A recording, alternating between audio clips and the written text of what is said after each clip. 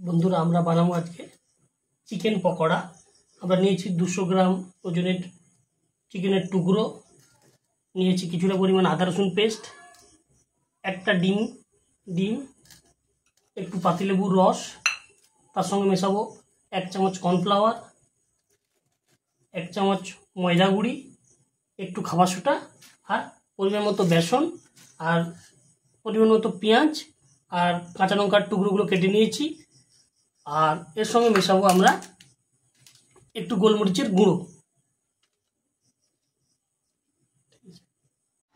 বন্ধুরা সব কিছু উপকরণ দিয়ে আমাদের চিকেন পকোড়ার মাংসগুলো মেখে রেখে দিয়েছি।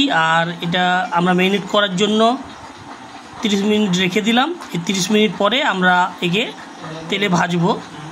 হয়ে গিয়েছে বন্ধুরা, আর কড়াই যেহেতু গরম হয়েছে এর মধ্যে আমরা পকোড়া ভাজার জন্য দিয়ে দেবো সরিষার তেল। চাইলে বন্ধুরা আপনারা সাদা তেলও দিতে পারেন।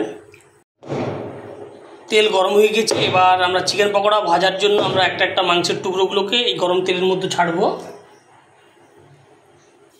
আর এই চিকেন পকোড়া টুকরোগুলোকে এই গরম তেলে দেওয়ার সময় গ্যাসের ফ্লেমটা একটু কমিয়ে দেবেন, তাহলে কালো হবে না, নাহলে বাইরেটা ভাজা হয়ে যাবে, ভেতরটা কাঁচা থেকে যাবে।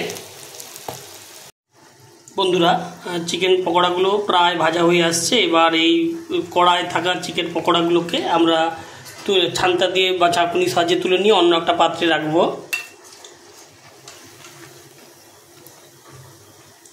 ভাজা চিকেন পকোড়া বন্ধুরা আমাদের ভাজা হয়ে গেছে। চাইলে বন্ধুরা আপনারা এই ভেজে রাখা চিকেন পকোড়াগুলোকে টমেটো কেচাপ না হলে কাসুন্দি দিয়ে খেতে পারেন।